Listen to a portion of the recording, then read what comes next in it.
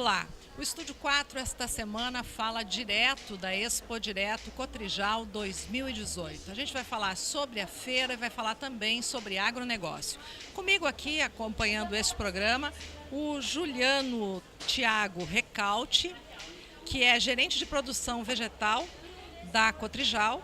Também o Lino Geral Vargas Moura, que é diretor técnico da Emater no estado, e o professor José Carlos Carles de Souza, que é o reitor da Universidade de Passo Fundo. A gente faz esse programa aqui do estande da UPF, que tem vários cursos, vários laboratórios expondo aqui as suas pesquisas, os seus trabalhos voltados para o agronegócio. Bom, vou começar com o Juliano para saber. A feira deste ano, 19 anos já de feira, é sem dúvida nenhuma a maior feira do sul do país, uma das maiores da América Latina, e o agronegócio fica esperando a Expo Direto Cotrijal para começar o ano praticamente. Posso dizer isso, né, Juliano? Sem sombra de dúvidas. Boa tarde, obrigado pela oportunidade. Sem dúvidas, a Expo Direto Cotrijal é um grande referencial do agronegócio no sul do país. E como em edições anteriores, vem cheia de novidades, cheia de boas informações para apoiar a agricultura do nosso estado e da região sul. Esse é o grande objetivo dessa feira, que leva muitas informações aos produtores associados e a todos os visitantes que aqui passam ao longo desses 5 dias, né? Nessa semana de 5 a 9, onde ela vai estar acontecendo. Bom, eu sei que não é bem a tua área, mas há uma expectativa e sempre há uma expectativa positiva em relação aos números. O ano passado a feira fechou negócios na ordem de 2 bilhões e 100 milhões de reais, superando a própria expectativa naquela época, naquela edição.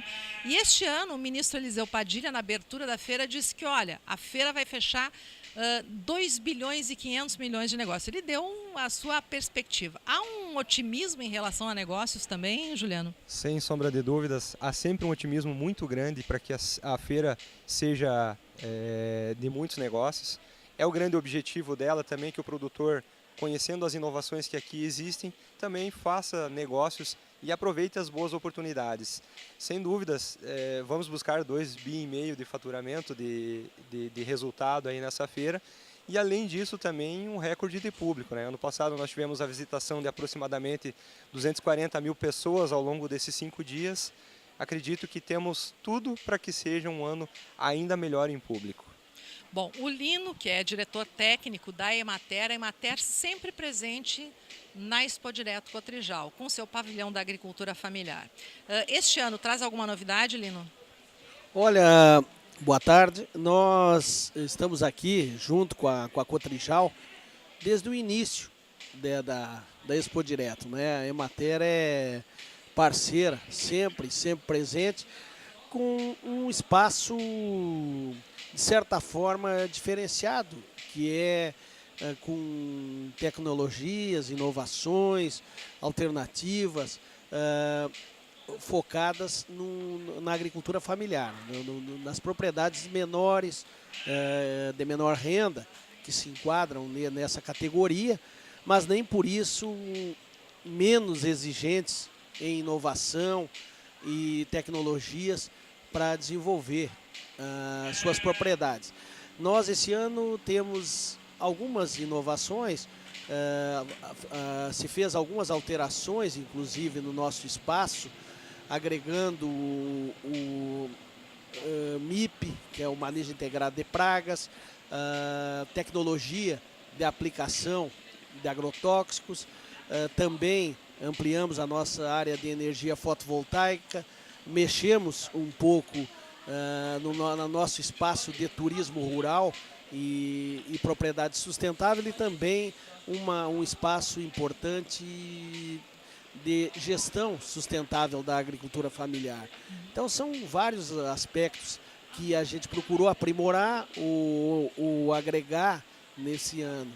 E a mudança sempre, todas as edições, a gente tem um assunto novo com o nosso espaço temático, no cantinho lá, onde esse ano a gente traz o plano ABC, né, olhando um pouco essa questão ambiental, que é um espaço diferenciado aqui na Expo Direto, onde a Emater a cada ano traz um tema naquele espaço, enfocando um pouco de história e um pouco de inovação a respeito desse tema. Então, tem bastante coisa para ver nos espaços da Emater e ele não é um espaço exclusivo da Emater, né? Na verdade, é um espaço coordenado pela Emater, mas onde a gente apresenta bastante inovações com parcerias com as empresas que oferecem as sementes, as máquinas,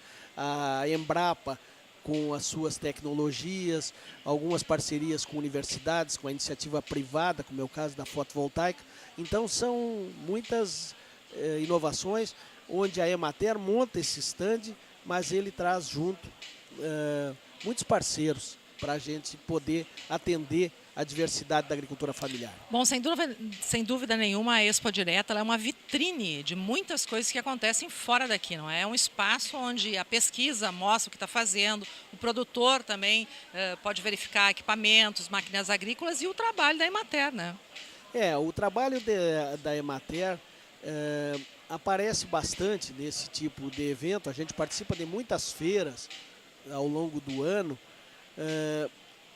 principalmente procurando mostrar para o agricultor, para esse agricultor familiar, que fica um pouco mais distante das inovações e às vezes até demora um pouco para ser apropriado às políticas públicas. E nesses eventos ele tem a oportunidade de contatar e criar uma relação mais próxima dos nossos técnicos, que embora aqui estejam mais o pessoal daqui da volta de Passo Fundo, Ijuí, Carazinho, mas levando informações para ele poder contatar lá nas suas regiões, em todo o estado, com os escritórios da Emater, que estão presentes em 493 dos 497 municípios do estado. Bom, professor José Carlos, o estande da Universidade de Passo Fundo já é tradicional aqui dentro da Expo Direta. Eu tenho até um guia, o guia de serviços, que é distribuído aqui para os visitantes, que mostra um pouquinho do que a universidade faz e produz em termos de pesquisa e que faz a diferença no agronegócio da região e de todo o estado. Sem dúvida. Minha saudação ao Juliano, ao Lino, a você, Zumara. E a universidade, como está participando aqui desta edição da Expo Direto, desde do seu nascedor, ou seja, sempre procurou trazer o que tem de melhor na academia para compartilhar aqui. Ouvindo o Juliano e o Lino falando do quanto é importante esse espaço para compartilhar tecnologias, conhecimento, a universidade trabalha com isso e, de fato, está presente para trazer o que tem de serviços, mas, sobretudo, o que está sendo pesquisado, o que está sendo gerado na universidade para mostrar e, claro, colocar à disposição dos produtores. Temos várias iniciativas, né? Este ano, por exemplo, além das novas variedades de produtos, como é o caso da batata, nós temos também uma outra proposta que é na área da aveia. Nós temos aqui o Parque Científico e Tecnológico, pela primeira vez aqui dentro do nosso stand. Sempre tivemos e trabalhamos com a tecnologia, mas nunca tínhamos trazido para este espaço o que é feito no Parque Científico e Tecnológico da Universidade.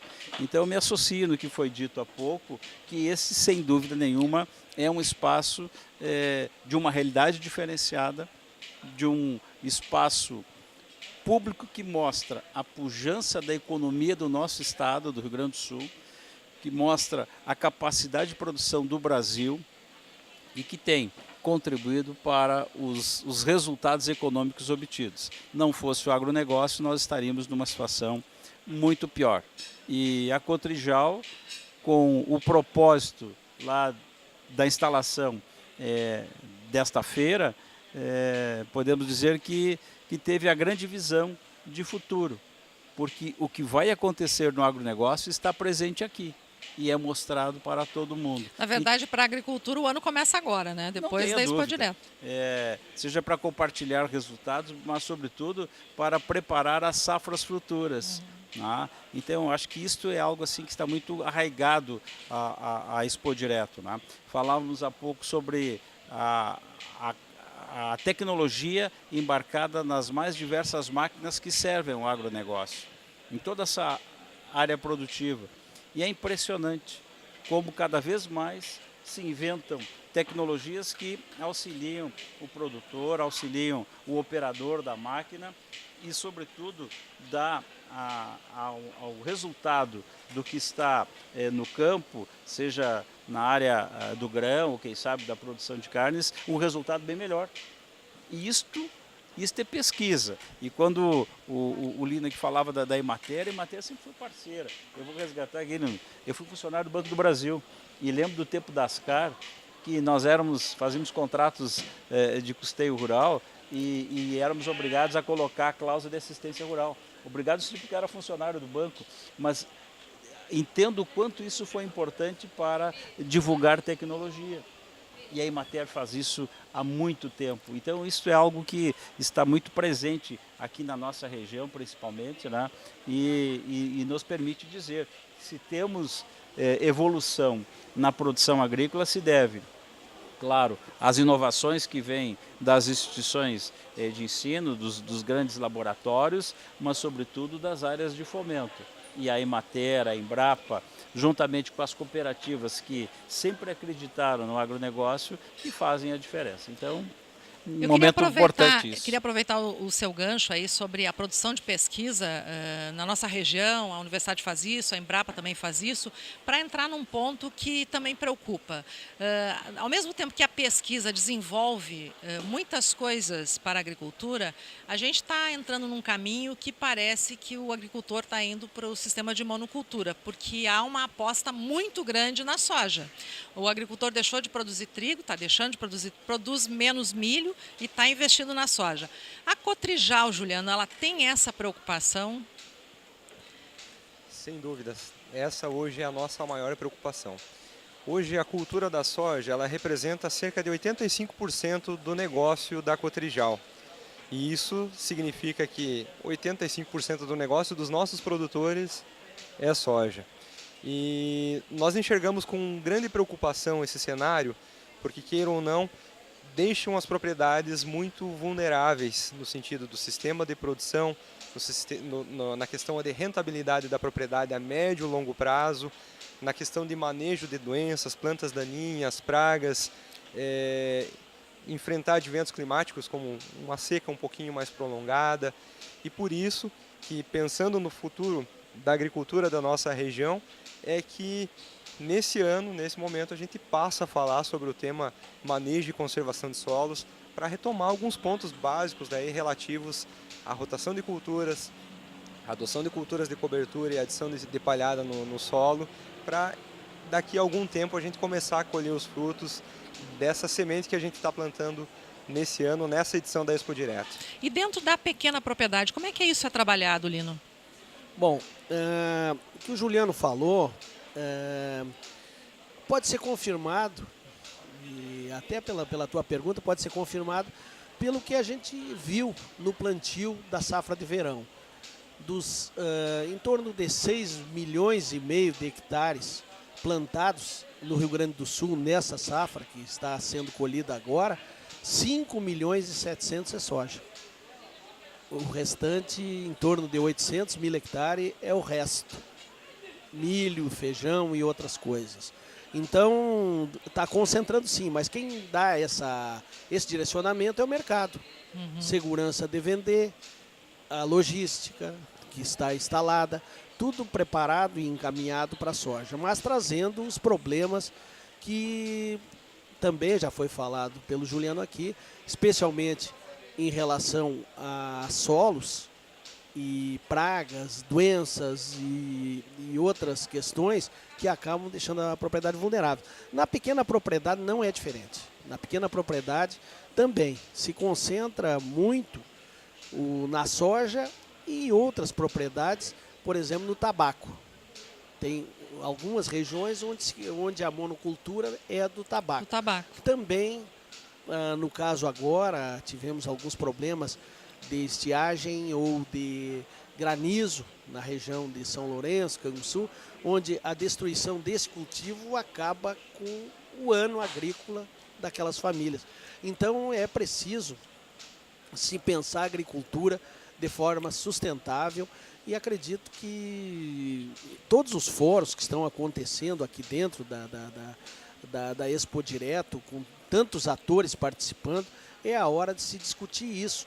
E é claro que a decisão é tomada pelos agricultores, a decisão final, mas é preciso que ele tenha subsídios, que ele tenha informações, né, Perfeito. reitor? Perfeito. Que ele tenha, das cooperativas, da Emater, das universidades, da pesquisa, que tenha informações para tomar uma decisão que dê, além de rentabilidade, mais segurança. Tá certo. Dentro desse espaço, me permita, só para acompanhar aqui o que o Lino está dizendo, há necessidade de fomentar outros produtos para serem implementados, principalmente nas pequenas propriedades. Aliás, nas pequenas propriedades é onde acontece isso. Tem lá, de repente, um espaço com videiras produzindo uva, tem lá um pequeno pomar, juntamente com outros produtos sendo produzidos, principalmente na área de hortigranjeiros. Aí não te parece que seria a hora de pensarmos na industrialização desses produtos para agregar valor à pequena propriedade? Pois é, esse é um assunto que a gente vai continuar falando. O professor José Carlos, vou fazer um intervalinho agora e vou agradecer já a presença do Juliano Recalcati, não é? Que tem compromisso agora, mas a gente vai ter ao nosso grupo aqui de convidados a senadora Ana Amélia Lemos, que vai se juntar a nós no programa, no segundo bloco do programa. Eu faço um intervalinho e voltamos na sequência.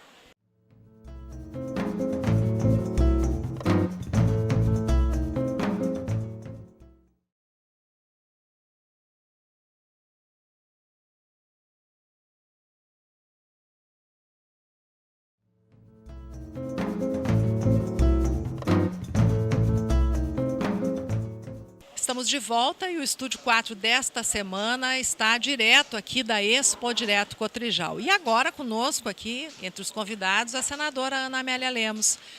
Obrigada pela sua presença aqui no nosso programa, senadora. Eu agradeço muito o convite. Eu só quero já primeiro registrar os cumprimentos renovados ao prêmio que a Cotrijal Expo Direto concedeu à UPF, está aqui o nosso reitor. E eu acho que é uma instituição que eu acompanho desde quando o padre Alcides Guareschi era um dos idealizadores e um grande batalhador pela instituição. Lembro a memória dele, também outros grandes personagens, né, da UPF. E agora aqui fiquei assim como gaúcha e como lagoense, que a UPF está lá na Lagoa Vermelha, minha terra, é verificar o trabalho aqui de variedades, novas variedades que os pesquisadores da nossa universidade, da nossa instituição estão fazendo. E exatamente o localismo, investindo nas áreas que são com a nossa cara, da nossa região. Então, batata inglesa, né, que se chama, né? As novas variedades. Aqui estou vendo flores também de variedades sendo lançadas. Eu queria então cumprimentar os pesquisadores, porque a Revolução Verde se dá assim, neste campo, no campo da academia, que é a universidade, mas ela tem que ir para o chão de fábrica, que é a batata, né? Mas eu acho que esse é o grande desafio, não é, senador? Porque a gente estava falando justamente no bloco anterior sobre a preocupação com a monocultura. O agricultor, por uma questão de rentabilidade, está apostando na soja, está deixando de cultivar outras culturas, embora a pesquisa tenha aí um leque de possibilidades. Veja aqui, na nossa região, eu sou de Lagoa Vermelha, já está produzindo hortaliças, fazendo congelamento de hortaliças ali, produtos naturais usando aveia, que nós temos para fazer hoje, é muita questão dos produtos dietéticos, dos produtos com pouca dose de sal, de açúcar, saudáveis. Então, uma indústria em Lagoa Vermelha que agrega todas essas matérias-primas que são geradas aonde? No campo.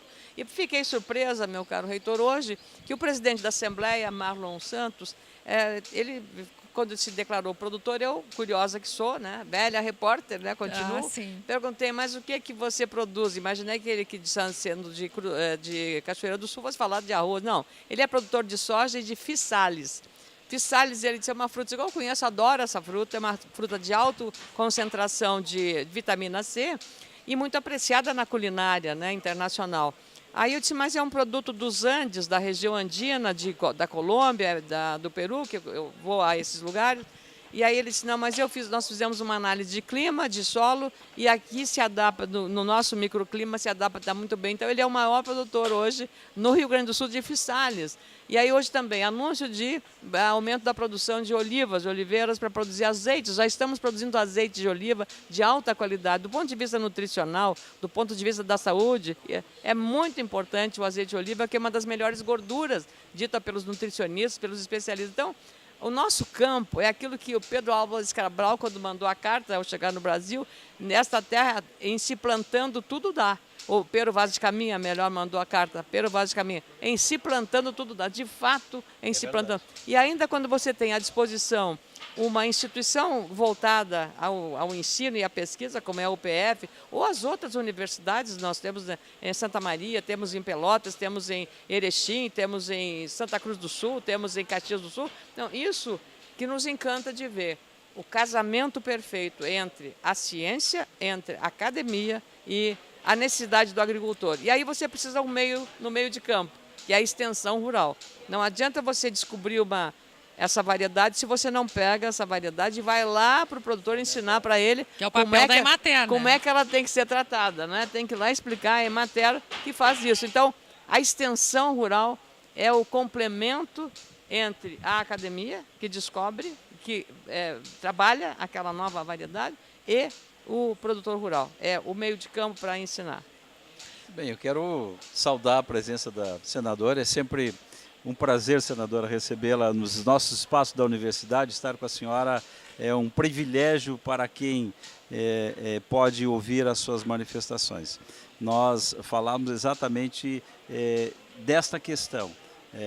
O que fazer no campo? Vamos continuar investindo maciçamente no produto como uma commodity apenas, ou nós podemos transformá-la e quem sabe, manufaturá-la, industrializá-la?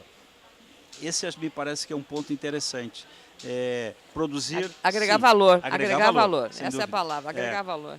Pois bem, mas de que maneira vamos fazer isso? O agricultor, de um modo geral, ele não consegue, mas nós podemos pensar dentro desta cadeia, com um conjunto de produtores, de trabalhar pequenas indústrias, pequenas agroindústrias, para exatamente poder colher o produto e não ter que entregar in natura, mas poder transformá-lo e aí ele ter um ganho maior e um ganho que possa ser melhor utilizado durante o ano. Não fica refém apenas de uma safra, de uma intempérie, que pode pôr todo o trabalho dele do ano fora. Aliás, tem um ditado bem que diz tudo. Não se deve colocar todos os ovos no cesto só, né? Perfeito. Quando acontece isso. O Lino, nós falamos há pouco sobre essas questões aí da extensão rural, da relevância. Eu fiz lá um trabalho com a Emater, porque a Emater talvez seja uma instituição exemplar no país, né, no caso. E agora a ATER está se trazendo novamente a valorização da extensão rural. Isso é muito relevante. Essa agora, questão meu caro reitor, eu aproveito o que o senhor está dizendo. O senhor sabe por que não se faz valor agregado na soja? Ou em outros produtos? Porque o empresário, quando ele vê quanto ele vai, o caminho que ele vai ter que percorrer para instalar uma indústria. Perfeito. Ele tem capital, ele tem vontade, mas as barreiras são tão grandes, reitor. Burocracia é demais. Ele acaba desistindo e aí ele vende o grão, vende o produto in natura, que é mais fácil e não requer tanta burocracia, então ele faz isso. Mas ele não é porque ele não queira, Até a ovelhinha está reclamando da burocracia. Viu? É verdade. Até a ovelhinha está reclamando Agora, da a burocracia. Emater realiza muito bem esse trabalho de agregar valor, porque a agricultura familiar faz isso. A gente tem a prova aqui no pavilhão da agricultura familiar. Exatamente. Eu saúdo a senadora Ana Amélia e saúdo mais ainda, já lhe falei pela manhã, o conhecimento que ela tem buscado e falar com propriedade das questões do agro, do Rio Grande do Sul e do Brasil.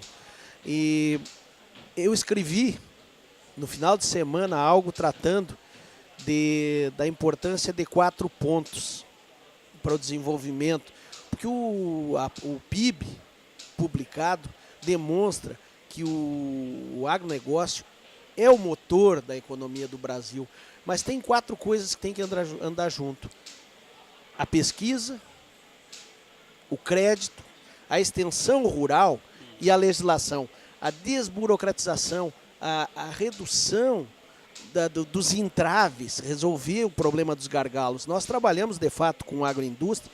Nós estamos atendendo hoje 2.600 agroindústrias já.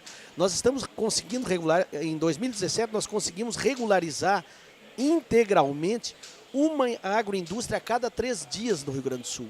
Cada 3 dias uma é regularizada, sanitária, ambiental e tributária. Mas isso, se não tiver alguém para ajudar estes agricultores, no caso a Emater faz os projetos, os processos de licenciamento, eles não conseguem. Então é muita burocracia, porque o sistema, senadora, para uma pequena agroindústria é muito próximo de uma grande indústria. E aí complica. Lino, você apontou, no Brasil costuma se tratar situações diferentes de maneira igual. E esse é o maior gargalo, talvez, da mentalidade de umas corporações que não... deviam botar uma enxadinha ou um machadinho na mão de um burocrata que não consegue entender, ou de um juiz quando toma uma decisão que contraria o interesse do setor, para facilitar a vida do produtor que quer investir mais na diversificação. Bom, eu estou com o programa quase encerrando, né? Mas eu preciso perguntar para a senadora 2 questões que ela levantou na abertura da Expo Direto, que é a questão do Fundo Rural e a questão do desarmamento. Essa é uma pauta que vai entrar na discussão deste ano, que é um ano eleitoral, senadora? O Fundo Rural foi resolvido porque foi feita uma lei dentro do limite constitucional. Tá? Nós temos que trabalhar na constitucionalidade. O Supremo Tribunal Federal considerou constitucional a cobrança do Fundo Rural. Foi um erro, porque demorou 12 anos para tomar essa decisão. Até a metade do julgamento estavam considerando inconstitucional, da metade para diante constitucional. Veja como é que o agricultor estava vivendo nesse dilema. De que lado ia... Alguns pagaram em juízo, depositaram em juízo o valor, e outros simplesmente não, eles vão seguir nessa tendência e não pagaram.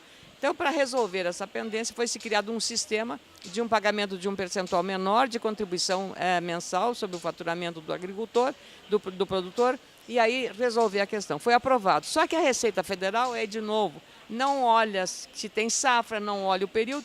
A portaria da repactuação da dívida do Fundo Rural foi editada, foi publicada lá pelo 22 de janeiro de 2018. 22 de janeiro de 2018. E deu o prazo até o dia 28 de fevereiro para fazer a assinatura da admissão ou não do acordo de repactuação. Ora, carnaval no meio, greve da Receita Federal no meio e ainda muitos agricultores preocupados em colher.